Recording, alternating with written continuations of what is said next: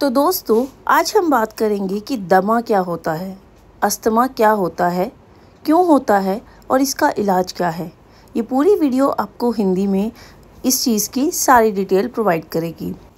Asthma एक दीर्घकालिक श्वसन रोग है जिसमें व्यक्ति के फेफड़ों की वायु मार्ग संकुचित हो जाती है, सूजन आ जाती है और बलगम बनने लगता है।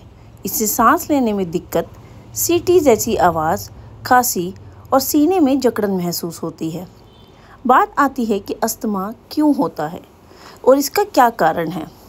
तो दोस्तों, इसके लिए मैं आपको बताना चाहूँगी कि इसका जो मुख्य कारण है वो बहुत सारे हो सकते हैं। सबसे पहला है एलर्जी।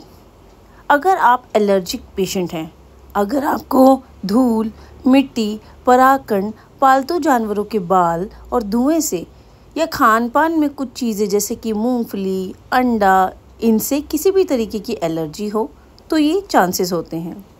दूसरा कारण होता है वातावरणीय कारण, प्रदूषण, धुआं, गाड़ी या फैक्ट्री का ठंडी या बहुत गर्म चीज़ एकदम से खा लेने का।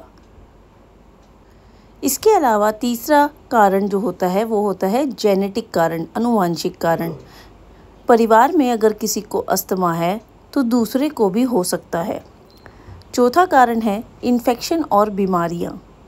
सर्दी, जुकाम या वायरल संक्रमण अगर आपको बार बार हो जाता है या फिर आपको तनाव और भावनात्मक कारण की वजह से भी अस्थमा हो सकता है।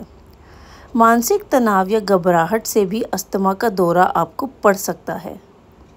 इसके अलावा शारीरिक मेहनत अगर आप ज़्यादा करते हैं, अधिक मेहनत करने पर सांस फूलने लगती है और आपको सांस की दिक्कत भी होने लगती है। इसके लक्षण क्या हैं, कैसे पता लगेगा कि अस्थमा है। दोस्तों, अगर आपको किसी भी जगह पर तुरंत सांस लेने में तकलीफ़ होने लगती है, खांसी, अगर आपको विशेषकर रात या सुबह के समय में अगर खांसी हो, सीने में किसी भी तरीके की जकड़न आपको महसूस हो या फिर सांस लेते समय सीटी जैसी आवाज़ अगर आपको आ रही है तो ये अस्थमा का लक्षण है। और लक्षण जो हैं जैसे कि आप जल्दी अगर थक जाते हैं तो भी उसका लक्षण है। इसका इलाज कैसे संभव है, चलिए इसके बारे में जानते हैं। अस्थमा का पूर्ण इलाज तो नहीं होता, लेकिन इसे नियंत्रित किया जा सकता है ताकि रोगी सामान्य रह सके। पहला है इलाज, इन्हेलर।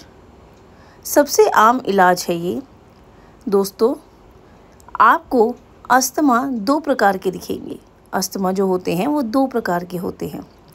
रिलीवर इन्हेलर तुरंत राहत देता है, जो आप इन्हेलर लेते हैं वो आपको तुरंत राहत देता है। इसके अलावा दूसरा होता है नेबुलाइज़र।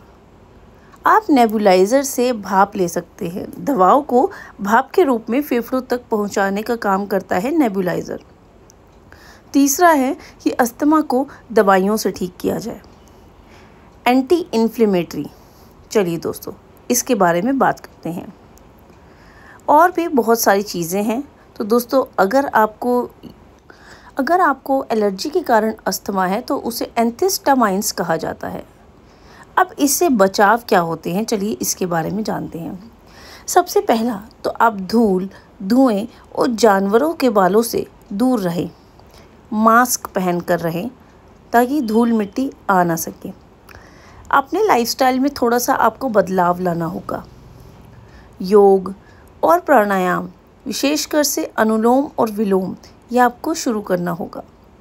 वज़न को भी आपको अपने नियंत्रित रखना होगा और किसी भी तरीके के तनाव से, किसी भी तरीके के मस्तिष्क के दबाव से आपको दूर रहना होगा। बात करें घरेलू उपाय की तो कुछ होम रेमेडीज़ हैं। ध्यान दें कि डॉक्टर की सलाह के साथ ही उपयोग करें, जैसे कि अदरक और शहद, ये दोनों, या फिर आप ले लीजिए तुलसी का रस।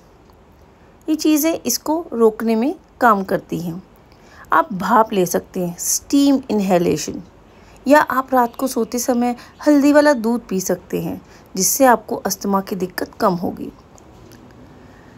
अब दोस्तों, मैं आपको बताना चाहूँगी अस्थमा के मरीज को हमेशा अपना इन्हेलर अपने पास में ही रखना चाहिए। कोई भी दवा बिना डॉक्टर की सलाह के आपको नहीं लेनी है और समय समय पर फेफड़ों की जांच आपको करवाते रहना है ताकि पता चले कि उसमें कोई ब्लॉकेज ना हो। इस तरीके की और वीडियो के लिए चैनल को शेयर करें, लाइक करें, सब्सक्राइब करें। Thank you.